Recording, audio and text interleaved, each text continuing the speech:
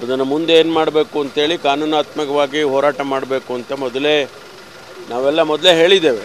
ಒಂದು ವೇಳೆ ಅನುಮತಿ ಕೊಟ್ಟಿದ್ದೇ ಆದರೆ ಅದರ ವಿರುದ್ಧವಾಗಿ ಕಾನೂನು ಹೋರಾಟ ಮಾಡ್ತೇವೆ ಅಂತ ಹೇಳಿ ನಾವೆಲ್ಲ ಮೊದಲೇ ಹೇಳಿದ್ದೇವೆ. ಮುಖ್ಯಮಂತ್ರಿಗಳು ಈಗ ಲೀಗಲ್ ಟೀಮ್ ಜೊತೆ ಚರ್ಚೆ ಮಾಡಿ ಮುಂದಿನ ಕ್ರಮ ತಗೊಳ್ತಾರೆ. ಗೊತ್ತಿಲ್ಲ, ನಮಗೆ ವಿಶ್ವಾಸ ಇತ್ತು ಕೊಡೋದಿಲ್ಲ. ನಾವೆಲ್ಲ ಎಕ್ಸ್ಪ್ಲನೇಷನ್ ಕೊಟ್ಟ ಮೇಲೆ ಕ್ಯಾಬಿನೆಟ್ಟು ಅಡ್ವೈಸ್ ಮಾಡಿದ ಮೇಲೂ ಕೂಡ ಅವರು ಕೊಡೋದಿಲ್ಲ ಅಂತ ನಾವು ಭಾವಿಸಿದ್ದು. ಕೊಟ್ಟಿದ್ದಾರೆ ಅಂದರೆ ಇನ್ನು ಕಾನೂನಾತ್ಮಕವಾಗಿ ನಾವು ಅದನ್ನು ಹೆದರಿಸಬೇಕಾಗ್ತದೆ.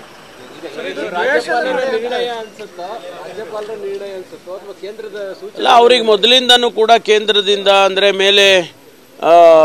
ಮೇಲಿನಿಂದ ಒತ್ತಡ ಅಂತೂ ಖಂಡಿತವಾಗಿ ಇದೆ ಅಂತ ಹೇಳಿದ್ರಲ್ಲಿ ಸ್ಪಷ್ಟವಾಗ್ತದೆ. ಯಾವುದೇ ನಿಖರವಾದಂಥ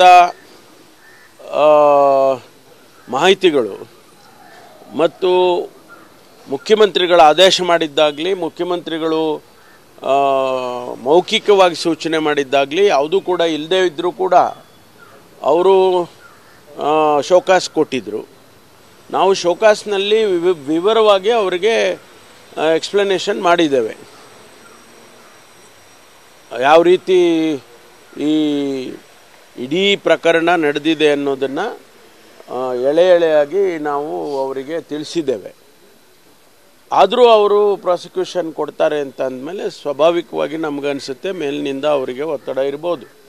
ರಾಜ್ಯಪಾಲರ ಕಚೇರಿಯನ್ನು ಅವರು ಈ ರೀತಿ ದುರುಪಯೋಗ ಮಾಡ್ಕೊಳ್ತಾ ಇದ್ದಾರೆ ಅನ್ನೋದನ್ನು ನಾವು ಮೊದಲಿಂದನೂ ಹೇಳ್ಕೊಂಡು ಬಂದಿದ್ದೀವಿ. ಈಗ ಅದು ಪ್ರೂವ್ ಆದಂಗೆ ಆಗುತ್ತೆ.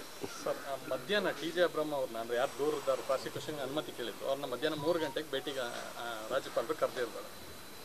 ಎಲ್ಲ ಗೊತ್ತಿಲ್ಲ, ಯಾಕೆಂದರೆ ನಮಗೆ ಏನು ಬೆಳವಣಿಗೆ ಅಲ್ಲಿ ಏನಾಗ್ತದೆ ರಾಜಭವನದಲ್ಲಿ ಅಂತೇಳಿ ನಮಗೆ ಗೊತ್ತಿಲ್ಲ.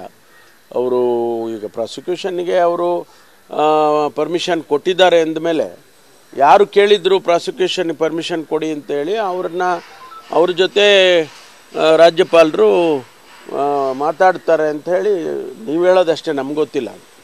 ಇದು ಕೇಂದ್ರ ಸರ್ಕಾರದ್ದು ಅಥವಾ ದ್ವೇಷದ ನಡೆನ ಅಂತ ಅಲ್ಲ, ನಾವೀಗ ಅದೇ ಥರ ಭಾವಿಸ್ಬೇಕಾಗ್ತದೆ.